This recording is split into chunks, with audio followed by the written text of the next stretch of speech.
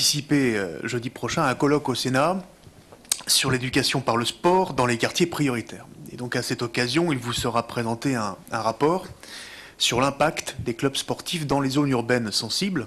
C'est une étude qui a été réalisée par l'Agence pour l'éducation par le sport et soutenue par le comité interministériel à la ville. C'est un rapport qui est inédit. Depuis 25 ans, on n'avait pas fait d'évaluation de l'intérêt éducatif des pratiques sportives dans les zones urbaines sensibles. Et que dit ce rapport très brièvement? Il fait le constat, au-delà de la très grande diversité des clubs dans les quartiers prioritaires, que le secteur socio-sportif reste quand même très fragile dans ces zones, que l'offre d'encadrement sportif reste faible et très limitée.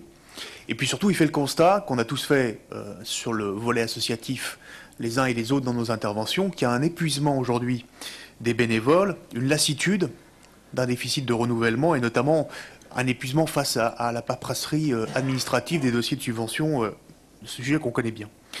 Il fait aussi le constat d'un manque de reconnaissance des pouvoirs publics dans l'accompagnement des projets et aussi, il fait le constat que des dispositifs assez ponctuels, comme Ville-Vie Vacances par exemple, aujourd'hui n'ont pas permis un travail dans la durée et donc sur le volet sportif dans les quartiers prioritaires. Et donc, le constat il est assez clair.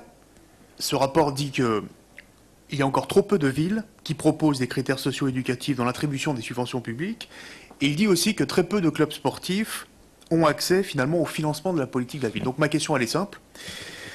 Concernant le volet humain, social du renouvellement urbain, comment vous pouvez faire aujourd'hui pour mieux reconnaître ces acteurs sportifs sur le terrain et surtout améliorer leur formation? Monsieur le ministre,